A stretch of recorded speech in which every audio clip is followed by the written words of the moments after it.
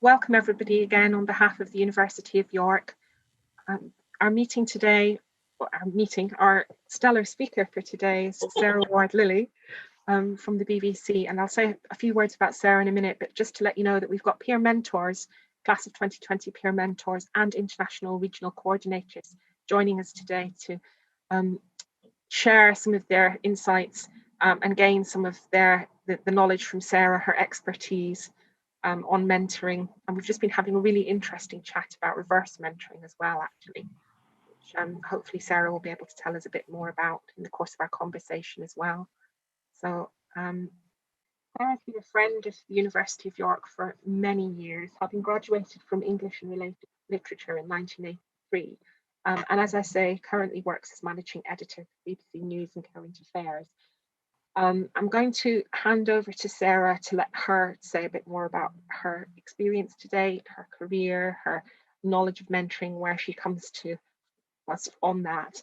So Sarah, if I could just ask the rest of us, if we can just mute ourselves until we get to the point where we're going to start our conversation and asking questions.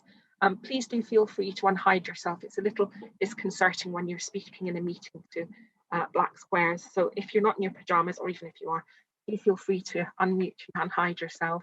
Don't worry about the fact that this is being recorded. Whilst we will be able to hear your voices, we'll only be able to see Sarah's image during the recording. So no pressure on Sarah, but the rest of us can do if we want. So I'll hand over to you, Sarah, if that's okay. Thank you very much, Carla, and thanks very much for having me. It's lovely to be invited to do this.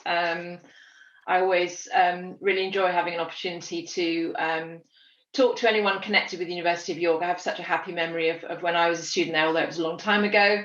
I think the kind of culture and spirit of the place has remained intact, if not developed and grown in the years since I was there. So lovely to have to maintain this connection. I'm very happy to be here. So yes, as Carla was saying, I work at the BBC. I work in the news department, news and current affairs. I've been there for ages. I didn't go there straight from university, and in fact, I joined as a journalist, and I probably wouldn't get in now, sadly, because unlike most of my colleagues, I didn't even know I wanted to be a journalist when I was at York. I know it has an amazing. At the time I was there, already had the newspaper and the radio station and the TV stations and everything else, but I was involved in arts and walking and sort of outdoor activities, so I didn't do any journalism when I was a student, but towards the end of my time there, I knew I wanted to do something creative, and I wanted to work in sort of arts documentaries. I wanted to make films about art. So I left university with a view to trying to get work, kind of start at the bottom in a production company, but again, miles away from hard news journalism. And I got at that time, Channel 4 was just starting, and I got a job in the production. I was lucky enough to be based in London, so I got a job literally making tea, answering the phone, just helping out, and sort of work my way up. So I'd sit in edit suites and ask people to show me what they were doing, kind of made myself indispensable, started taking bookings and kind of worked my way up. And some of our clients were international broadcasters. Some people like French TV, German TV, Austrian TV were clients, and they were obviously making news reports about events in the UK. So I just gradually got drawn into factual stuff, but I kept saying, I'm just here to learn about telly so I can get my dream job making lovely long arts documentaries. And I never got round to it. I just got more and more sucked into working in news, got really into live coverage, got into factual stuff, got a job with ABC Australia, who had, again, one of these foreign broadcasters, had a bureau in London. So I then joined as the kind of token Brit among all the Australians in the ABC office. Basically a kind of junior producer job, because they would say, how do we get to this place? How do I get there? Can you find me this person who can talk about this? So I started that. That was really my introduction into journalism. And then through that, I met some people who worked for the BBC, because we went to cover the French elections together. BBC and ABC were both in Paris at the same time, and we worked together. And I then went for a job in probably before most of you were born, in 1989. I went for a job at the BBC for a job as a producer on Newsnight, as a senior producer on Newsnight, because somebody said I should pitch at that level. But in the end, I had an interview. They were very kind and they saw me. I definitely wasn't experienced enough as a journalist to work as a senior producer on Newsnight. I just about am now, but I wasn't then. But off the back of that interview, I got a job as a junior producer on the lunchtime news. This is before 24-hour news, but I got a job in the television centre newsroom, which was fantastic. And then I worked my way up. So actually, I got up to senior producer quite quickly, having started at the right level. And I worked on the 1 o'clock news, 6 o'clock news, 9 o'clock news. I went and worked overseas in the Brussels bureau for a while. I've worked at Westminster. I've covered tons of internet. I had a fantastic career. I've had a fantastic career as a journalist. Now, spooling forward a few years, I'm now well and truly in the management kind of stuff. So I'm on the news board at BBC News. I'm on the sort of senior table at BBC News.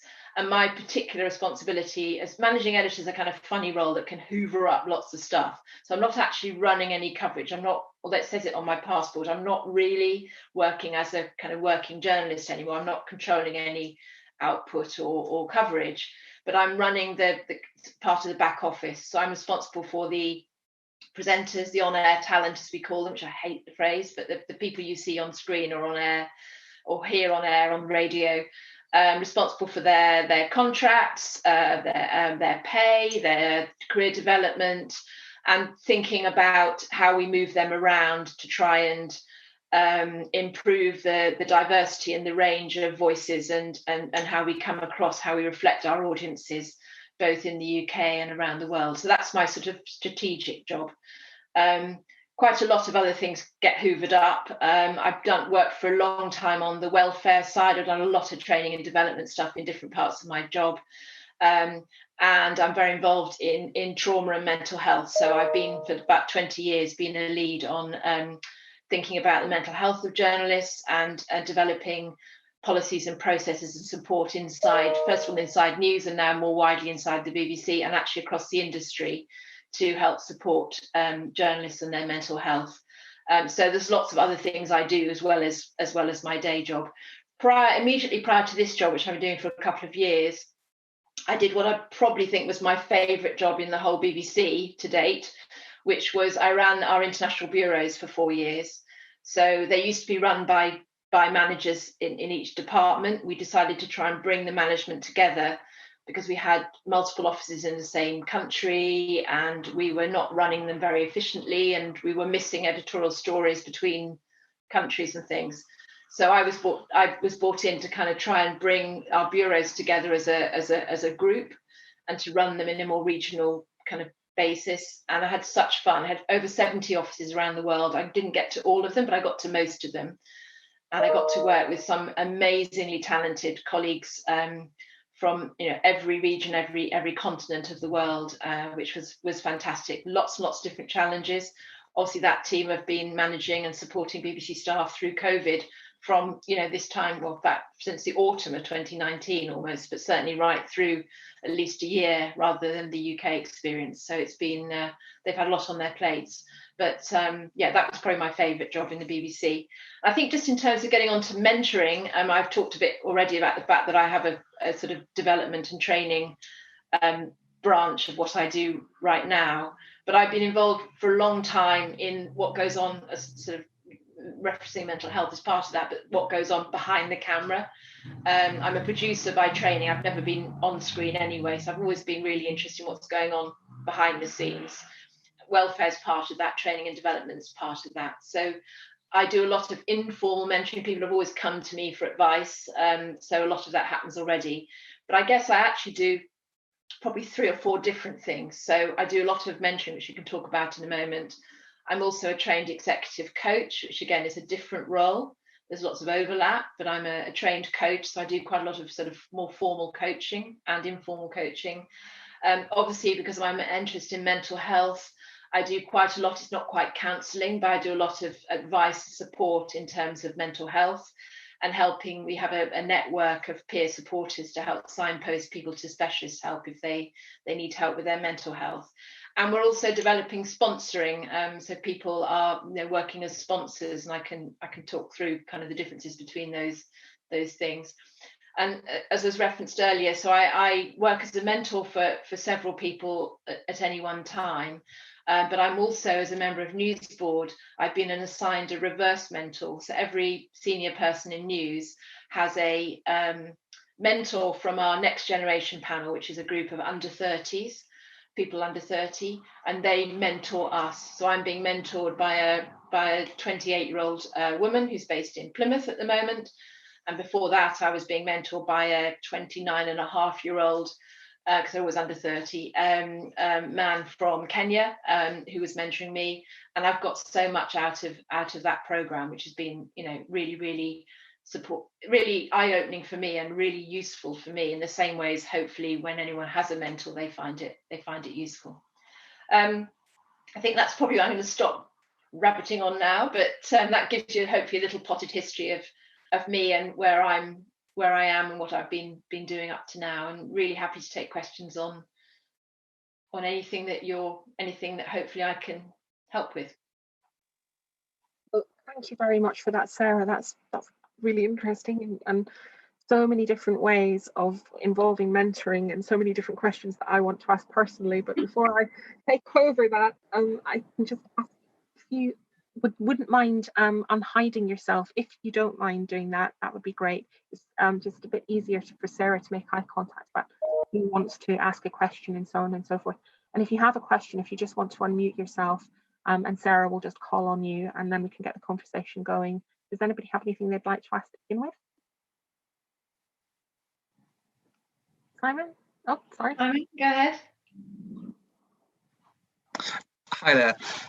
I was just wondering if you could go into a little bit more detail about what you personally got from the reverse mentoring program, that aspect of it, like the particular things that you found most sort of beneficial in that sense. Yeah, absolutely. With my first mentor, which was in 2019, what was really useful for me then is I was fairly new into my role, and I think at the time we were thinking a lot about how we got more digital and how we got we were trying to work out how to make our news reach younger audiences better and make it more digital.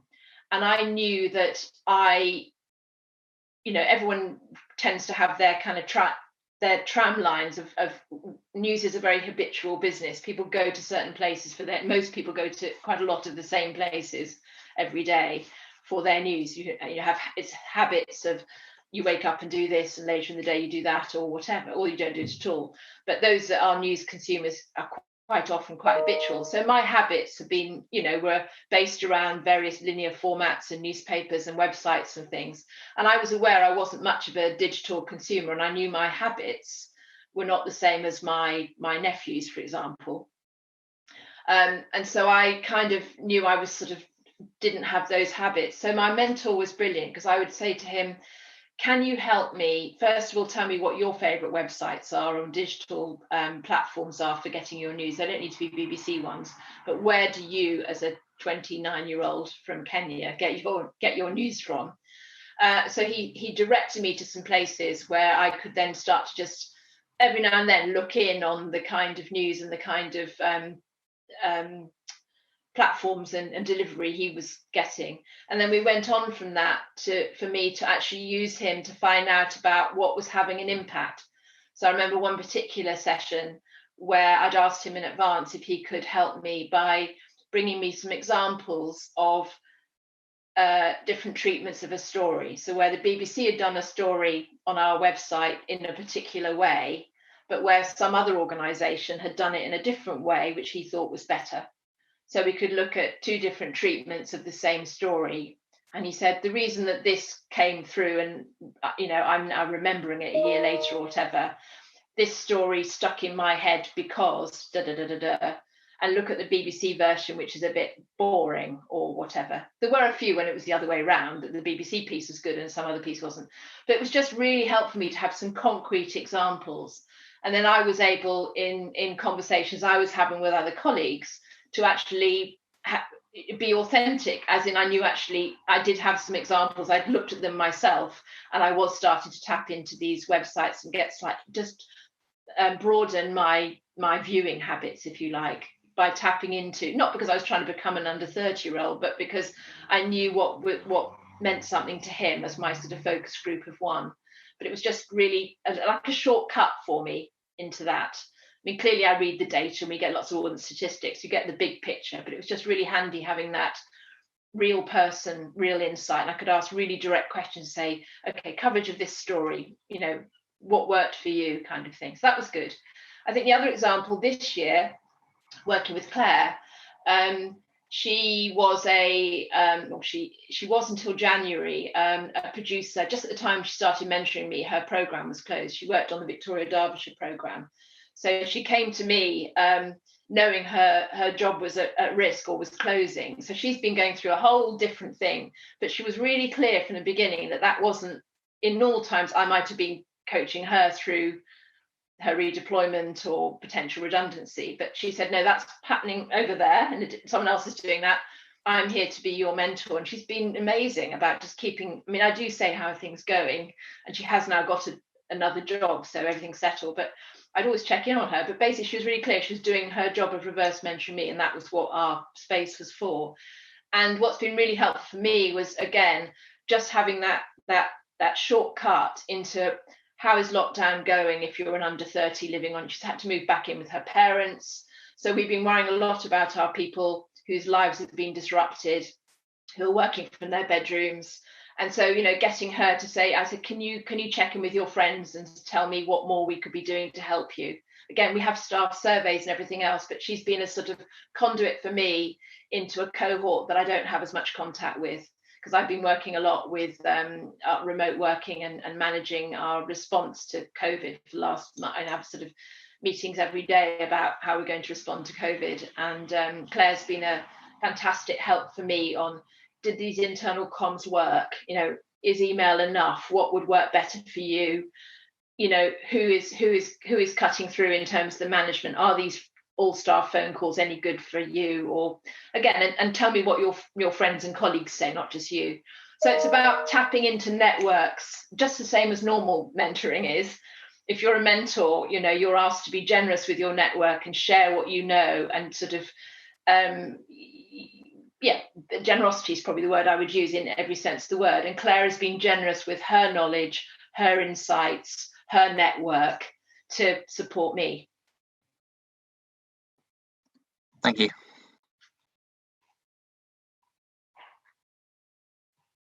Frances, did you have something that you wanted to ask? I did, Harry. Yes. Hi, Frances. Hello. Simon has kind of asked a very good question, so I'm going to think of another one. I've just turned 30, so that was a big disappointment. That I thought, oh, I'm definitely in the old category. But not at all. No, a different. This is just one network. Don't worry. No. I know exactly. A question actually more in terms of just the news side of things, which is interesting. I mean, you mentioned that you mentioned you worked before the 24-hour news kind of culture, and obviously that's changed. And ultimately, I wonder, it's always a balance, isn't it, between balancing what people want or what people's perceptions are and what a news organisation should deliver, and that's always going to be a balance. But I wonder how kind of you work to get that balance, and maybe what are the positives of our, you know, how we've improved news today, and maybe that perhaps we didn't have, you know, when you started out in, you know, 1987 and so forth. So yeah, that'd just be really interesting. I think the big difference now is you get the news as it, you know, you as in all of us as viewers and listeners get to witness the news as it happens. And you know, our job as journalists is first of all provide it, give you the window, make sure it's there for you, and technically get it to you. But also obviously to provide some analysis and some kind of context to everything. Kind of as journalists, that's largely what we're doing. We're not just saying, because you could push any button and get a live feed of something, but sometimes you know, at some point you normally need to know, why is this happening? Who are these people? what's going to happen next. So the kind of reporters put that context, either the historical background or the context around it. So we have a role as trusted guides, or as different types of news are doing different types of thing. But I think the big difference from now to then is there is a lot more live stuff that you can help yourself to without our involvement. There's just more of it. You get the world is a smaller place, so there's much more room for us as the BBC to tell you about more places more of the time. So there's just more documentaries, there's more live news, there's more coverage from different parts of the world than there used to be, as opposed to when I started. Breakfast news had started, so there was a couple of, I think just on the telly side where I started, you had 2 hours in the morning of telly, then you had basically a little bulletin, like a minute and a half on the hour, like on the radio at 10 o'clock, 11 o'clock, 12 o'clock, half an hour at 1 o'clock, half an hour at 6 o'clock, half an hour at 9 o'clock, 45 minutes of news night, and that was it. So 2 hours, 2.5, you maybe had 3 hours of television news a day. That's it. So we, if you like, as broadcasters, when I worked on the 9 o'clock news, we had 27 minutes because you have to allow for the weather. So we had a 27 or 28 minute bit of BBC One, and we had to get everything we wanted to say about what had happened in the world into that 27 minutes. So that's about 8 packages, 8 stories, if you like. Now, clearly, sometimes, as with COVID, you might actually want to, I don't think in those days we'd have ever done 4 stories on the same topic because we had to cover the whole of the rest of the world. We now can do 4 stories on COVID on the 10 if we think we need to, because there's so many other places you can find the rest of the news. We still try and make those half an hour kind of stand on their own as sort of to tell the story of the day as best we can, but it's only 27 minutes. But if you imagine the difference between having news wherever you want it, you don't have to wake up a certain time of the day to watch it. You can watch whichever program you want whenever you want to watch it, or you can just push a button and get a quick update on your phone, on your tablet, on anywhere else. So I think it's that accessibility to news is a really good thing. It's really useful. People get it when they want it, how they want to get it on any platform while they're moving around. So that's all positive, and we can tell more stories in more different ways for different kinds of people, which is fantastic, different audiences. The downside of that is that it's relentless. It's absolutely relentless. And quite often the things that make news stories are things that are not necessarily good news stories. We try and make sure we're doing more. We don't want to say good, we don't mean happy news for the sake of it, although sometimes during COVID, lockdowns, it's actually quite good to have something just a bit lighter. But we are conscious that audiences want to know what happened next. They ask us to go back to places where there've been disasters and things to see how people are. And we also know there's a real hunger for constructive news, for news about how someone's, not just vaccine sort of type of constructive, but things like where someone has kind of cracked the problem of train travel or getting rid of plastics, where people are finding solutions-based journalism, we call it. So there's more room for us to do more of a range of types of story as well as everything else. But there are times when people just think there's too much news, it's a complete turn off. And our staff are, we have to now run 24-hour operations across radio, digital and TV. So we need more people, and we need more people working night shifts. So there are sort of other practical challenges to the appetite. But I think, in terms of our commitment as the BBC to inform, entertain and educate, then having more platforms and being able to work round the clock to bring people news as it happens and give it to them live as well as the analysis later has to be a good thing in terms of public service broadcasters sharing knowledge and information with the world. Thank you, Sarah. I knew I couldn't resist. I'm just linking in with a question that I'm really interested in myself. I'm sorry, and then I'll put it back out to you now. So you're talking about sort of the 24-hour aspect of news. Thinking back to the mentoring, do you find that it's important to match people who have very similar experiences when involved in mentoring, or have you found from your own experience and from other mentoring programs that actually having that difference of perhaps a perspective can be valuable as well? How does that work for you? What you've said about sort of reverse mentoring, it's the very fact that people are coming at things from a different angle, I suppose, that adds that depth and that value to the experience of the reverse mentoring.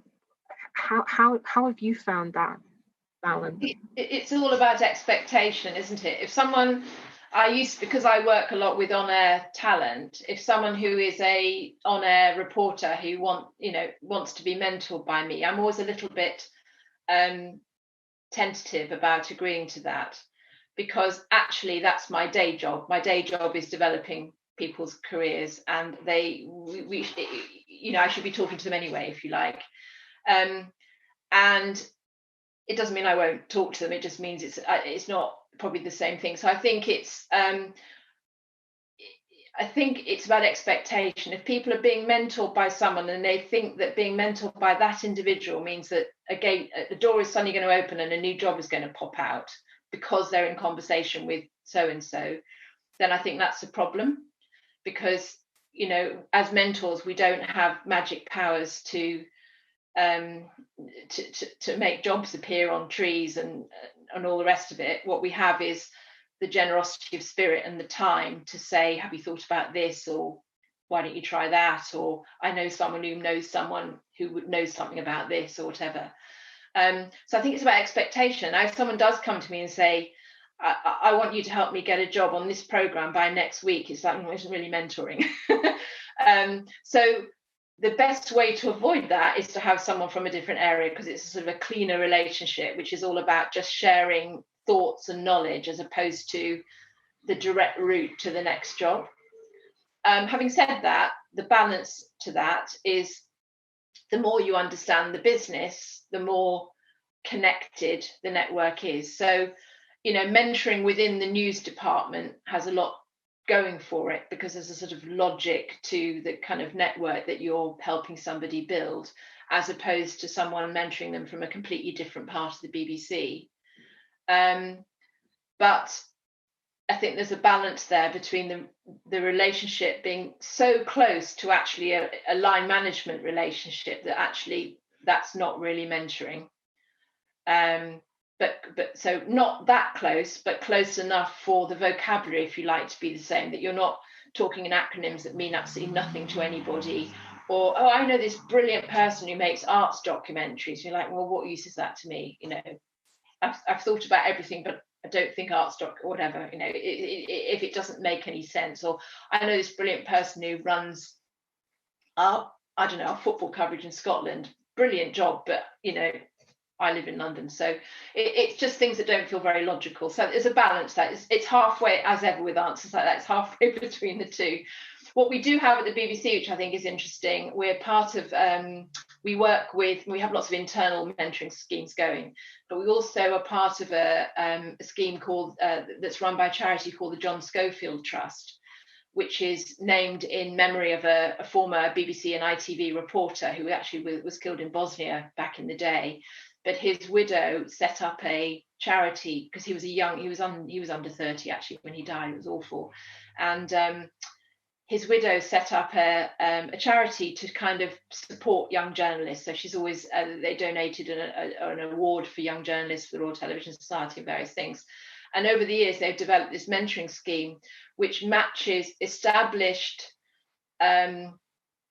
reporters, presenters, quite famous names sometimes, on-air, off-air people, but people who are well established in their careers, with up-and-coming people, normally from other organisations. So I was a mentor to a producer who at the time was working at one of the ITV regional stations. So I was at the BBC, she was at ITV. And that was quite interesting, because you have the same vocabulary, but you're not trying to get them a job at the BBC. They've got their own job, but you're mentoring them to sort of open up their minds to ways to get on or whatever. So I think it's all about vocabulary and experience and sort of shared interest, but not so close that it's actually a line management relationship.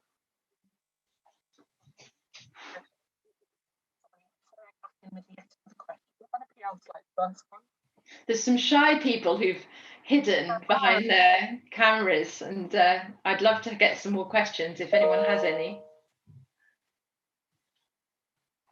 I'd love to know what you're all doing in this field as well. Can I, sorry, if other people don't have any questions, can I ask you about, you said that you've done coaching as well.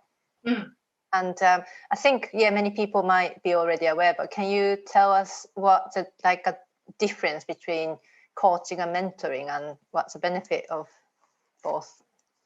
Yeah, I mean, someone's probably got a book and will tell me I'm getting this wrong in the management speak, but the way I think of this is mentoring is you sharing what you know, your network. It's usually except in our reverse one, it's normally a slightly top down, so someone with more experience is sharing what they know with someone not necessarily younger but with less experience in that particular field. I said the reverse mentoring works because it's the opposite of that, but it's a sort of top down or bottom up relationship, quite set up that way. And I said all about generosity and sharing what you know, and kind of a lot of kind of giving. Coaching, the way I've been taught, is and actually I found it quite difficult when I first started learning to be a coach. It's not about me. My job is to ask, as a coach, clearly you need to have some rapport. You can't just sit there like a robot, so you are a human being. But it's not about you sharing what you know. It's not you saying, have you thought about this? What about that? Go and speak to so-and-so. It's about you asking questions that get the person in front of you to do the work, if you like. So coaching will work. A good coach, we have a lot of coaching at the BBC, and to answer Kyla's question, or was it Francis, about where people do they come from the same department? We actively seek to have our coaches as far distant from other people as possible. You shouldn't need to know anything about your coach. It doesn't matter what my day job is. It doesn't matter how senior or junior I am. It doesn't matter if I've been at the BBC 5 minutes or 5 years. The important thing is I'm a trained coach. And it means you can, and I have, coached people way senior to me, because it's not about the seniority. And I've worked with people who are I've worked with people in the natural history unit. I've worked with people who work in music. I can't pretend to know anything about how their departments work, but it's about me working with them as an individual on whatever it is they want to work on. They may have a problem with someone they're working with. They may want to change jobs. They may want to be different in meetings. Whatever the issue is they bring to me, it's us working together on that issue. It's not about me sharing my knowledge. And I have to really, occasionally people say, oh, I really need to know about something or the other. I need to find someone who knows about this. And it's on the tip of my tongue somehow, because I happen to know the name of the person they need to talk to. And actually what I do then is I say, if it's if they've just got stuck and they're going round and round in circles trying to remember the name of somebody who I happen to know, I do then say, time out. I'm just going to come out of coaching mode and say, just so we don't get stuck worrying about this person's called John Smith. Oh, thank God for that. And then we can carry on again. So occasionally, if you know the answer, it's daft to go, I'm just not going to come out of my coaching mode. But broadly, you don't need to know the answer. It's not about you knowing the answers to anything. It's about you asking the right questions. So it's a more, it's just, one is about giving yourself and your network, and the other is actually about you using your coaching training to ask helpful questions. And I'm always, the way I try to say it is the other person is doing more of the work, because they're doing more of the thinking. They're the one who's being asked the questions, whereas when you're mentoring, you're the one who's answering the questions. Does that make sense? Yeah. So coaching needs training, but mentoring. There's a blend. You can blend. Clearly, sometimes a conversation is much more blended. Thank you. Charlotte, did you have anything you wanted to ask? You hid yourself, or were you just being less shy? I'm not sure. Where are you all based? Because I think we were an international group. Is that right? So, well, I'm based in Essex for one at the moment. Okay. Not that international. Frances, where are you? I'm currently sitting in Edinburgh, but I am in the process of half moving to Canada, but COVID has kind of stopped that. So nonetheless, so yes, hopefully 2021 brings that a bit more on board, but yeah. I hope so. And we have someone from California who's got up very early, so thank you very, very much for doing that in beautiful San Francisco. when I was joking earlier on about people being in their pajamas, I didn't realise that that might really be the case for some people.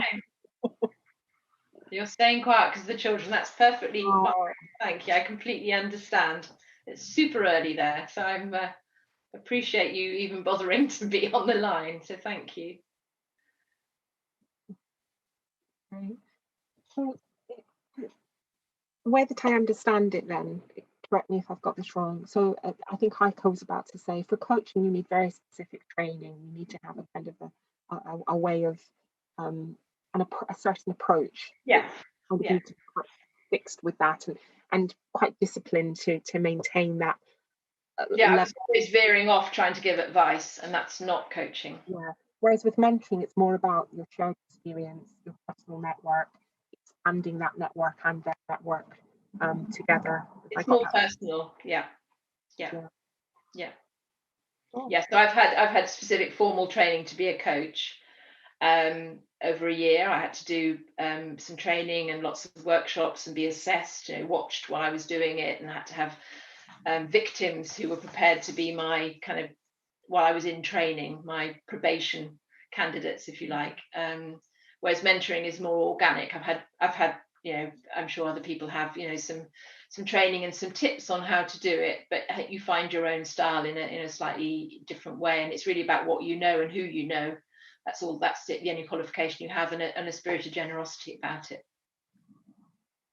Yeah. Sorry, I think somebody else had a question. Hiya. Go ahead. Hello, everyone.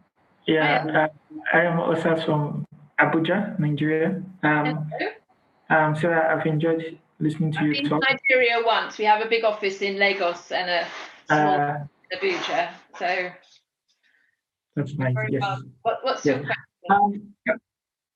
I wanted to ask, when you speak about mentoring and being able to help people to gain from your experiences and to be generous and share your network, would you say that there are any controls or any need for balance when you have to share your network with someone, perhaps who you share with them versus just in case they may have a need that may not be met by sharing them with certain persons? I don't know, from your experience, what do you think are some controls or some principles that can guide one when sharing network with others?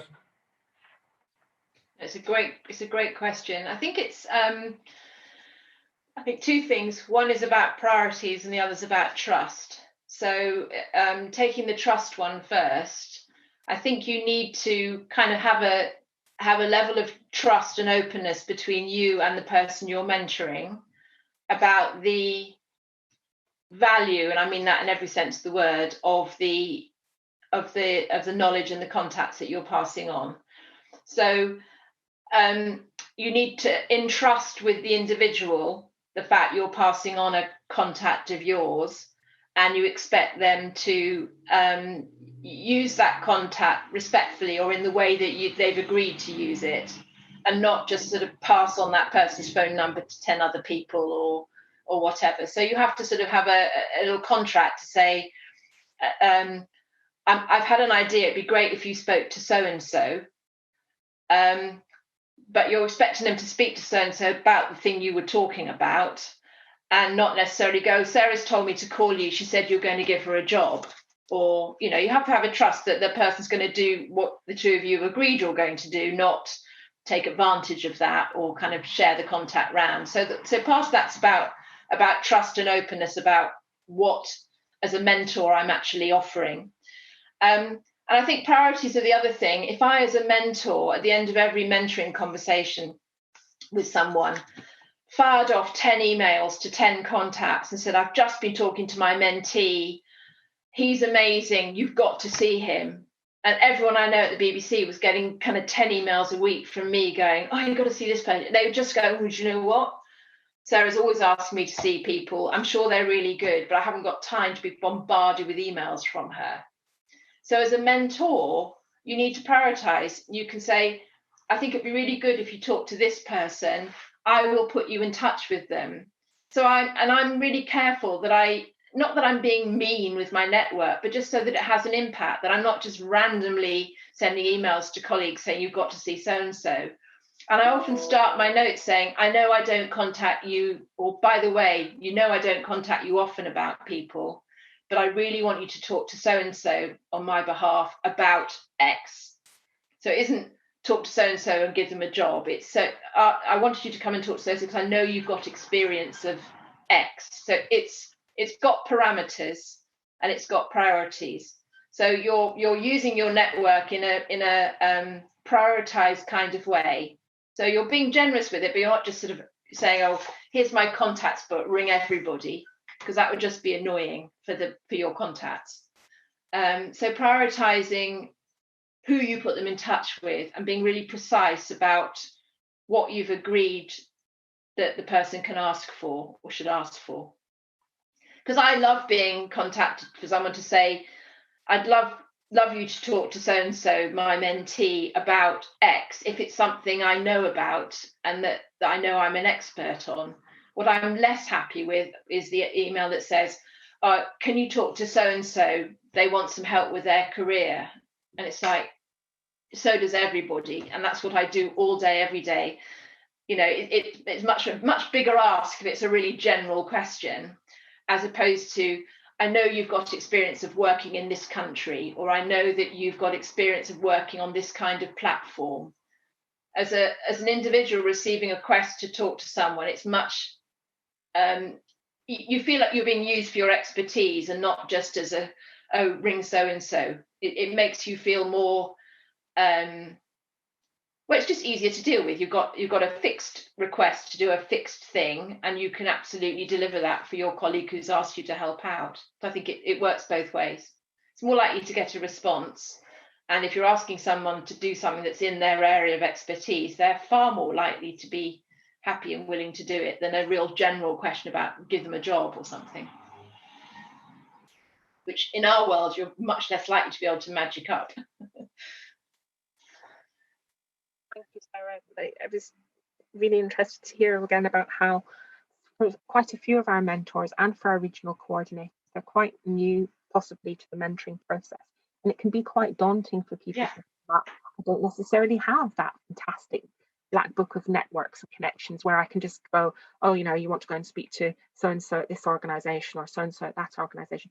So actually knowing that can be a very specific question. Oh, they have experience of applying for a job in that company, or they have a job experience of trying to find out about the different roles in this field or this industry. It can be that peer-to-peer level as well. Yeah, it doesn't. Oh, completely. It normally is, to be honest, because I think as a mentor, the most important thing for you to be aware of is be aware what you do know about. Be conscious and actually say to the person when you first meet them, this is what I've done already in my career. This is my previous experience. This is what I've studied. You know, this is where I am in my career. This is who I've worked with or whatever. So that the person coming to you knows what your areas of expertise are. And frankly, if that's of no interest to them, then there's, you know, not a lot of point in doing the thing. I mean, most of us have got something to offer, to be honest. You know, just being honest about your areas of expertise and making sure they will be useful to the person who wants to be mentored by you. And as I said, 9 times out of 10, there's plenty to be going on with. But also being really honest about what you don't know about. So I said, if someone's coming to me to say, I want you to get me a job on BBC One 10 o'clock news. I can't do that. So there's no point. If that's the only thing they want to know about, I'm the wrong person. And if they're saying, I want you to open the door in this network, you need to be honest and say, I'm really sorry, I don't know anybody who works in that area. There's no point making promises you can't keep. Or as I say, sending a random email off to someone who doesn't know you to say, please meet so-and-so. It's not going to, it's a poor use of your time, and it's not really going to help your mentee. So being really honest about what you can offer. And you've offered to do these roles because you want to help people, and you've clearly already got lots of experience, life experience, academic experience, work experience, all sorts of different things combined. And you've got lots to offer. So just being clear what you can offer and what you can't offer, that you're not, there's certain things you can't do, and there are lots of other things that you absolutely can do. Yeah, I think as well for our regional coordinator who are on the call with us today, hearing how those networks can then develop and how mentoring can be used to extend their own networks. Really exactly. As well. And I would also suggest that mentoring shouldn't be open-ended. I mean, the reverse mentoring we have at the BBC is a year, which is sort of unusual.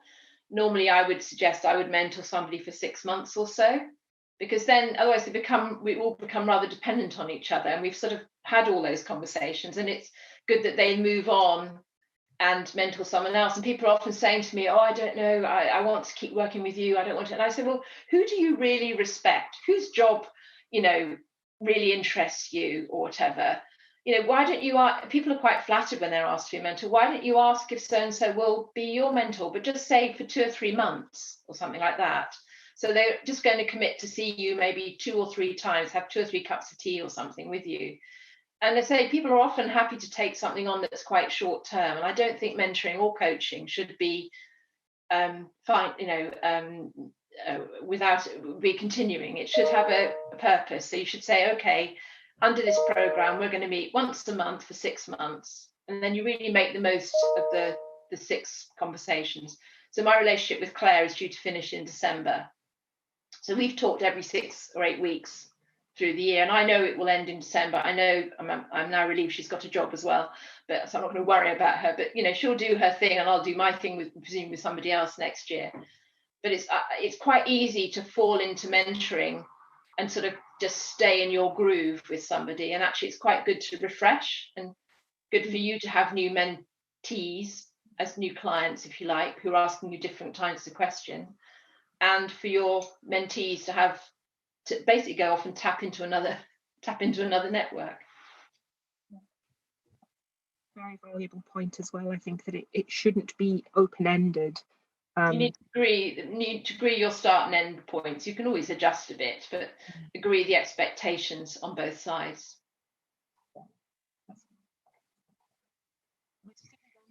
Very few minutes left. Does anyone have a burning question? If not, I'm going to ask Sarah. I have a burning question. Oh, okay. I actually have a mentor, but I always find I have a big picture of question I wanted to ask, but then every time I'm always thinking, what is the best, what do you have any advice on what makes, how can I get the most out of the mentoring relationship? How should I be prepared before meeting my mentor?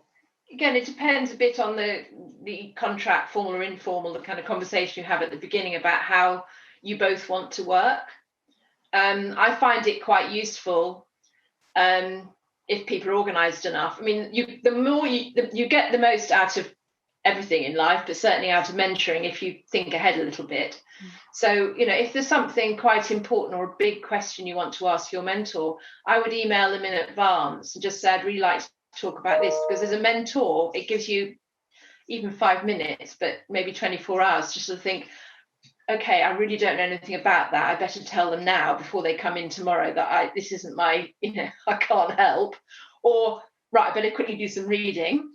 Or, oh yes, I've got a file on this somewhere, I'll dig it out. So I think whatever the thing is, I think it just means you can be better prepared. So either when the mentee arrives on your Zoom, you've got the answer to the question already there, or at least you're ready to kind of think about it for an hour.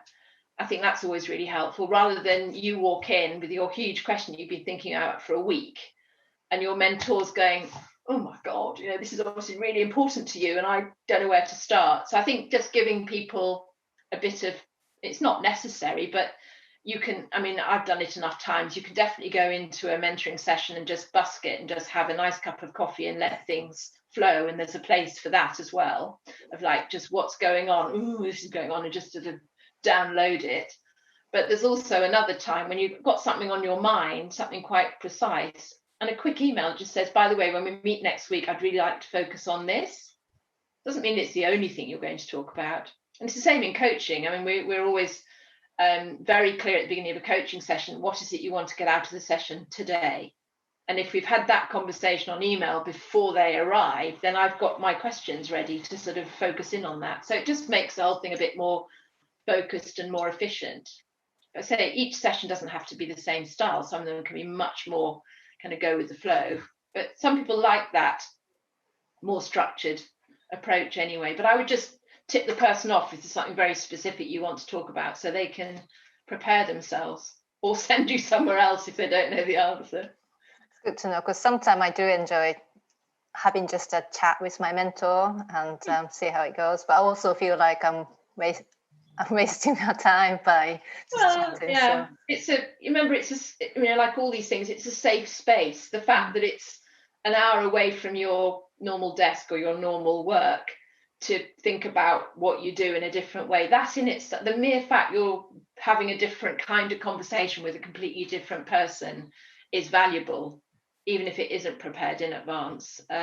It's about having a safe space to say, yeah, this is on my mind, let me get this out of my system, sort of thing. But as I say, if there's something specific you want, then asking in advance is the kind of best way of doing that. Thank you. When I've mentored and been mentoring other people, that relationship and or rather that process can change as time goes on. So it might start by just having a cup of coffee and a bit of a general chat, but then actually as that relationship and that trust grows, I then think, there is actually something very specific that I want to get out of this, and that's the point at which I've contacted them in advance and say, please can we focus on this in our next session. So I guess there's no harm in the mentor initiating that at some point. If they find that those conversations are just turning into a nice cup of tea or coffee, they can prompt the mentee by saying, what is it that you want to get out of the next session? What do you want to push things along a bit? Exactly. And it can work the other way, that you may start your mentoring with the mentee arriving with very specific things to say. And actually as a mentor, you might kind of, I mean, this is where you get slightly more into the kind of counselling and coaching side, but as you get to know each other, you think maybe actually they just need to kind of let go of some of the stuff that's bothering them. And you could say, look, at our next session, let's not have an agenda. Let's just talk about how you're dealing with COVID or how you are in your work life, and just give them some space to do that. You might get back on track again. So it works both ways. The mentor might be quite directive and say, let's have a no agenda meeting next time we meet. Is that okay with you? Are you happy to do that? They might be like, no, I really want to keep on an agenda, which is obviously fine as well. But just means just saying, how do you want, you know, it's self-managing. How do you want to how are we going to get the most of the two of us out of our time each time? And it can vary over the course. Thank you so much, Sarah. I'm sorry if we have hogged your time with questions, but I hope everybody's had time to ask the questions that they've wanted anyway. No, it's been really great questions, thank you. And it's nice for me to be challenged, actually, to have a think about why I do some of the things I do. Been quite useful for me as well. Thank you. I appreciate it, and you giving your time to us in this way. As I say, we have recorded it today, so we will put it up on YouTube later. If anybody had to dip out for a couple of minutes, I'm conscious particularly San Francisco has other commitments and things as well. If you want to rewatch it later and it's a slightly better time for you, then that'll be fine. But just thank you again, Sarah, so much for your time. My pleasure, anytime. Thank you very, very much. Thank you. Good luck. Stay safe. Bye-bye. Bye. Thanks. Bye-bye. Bye.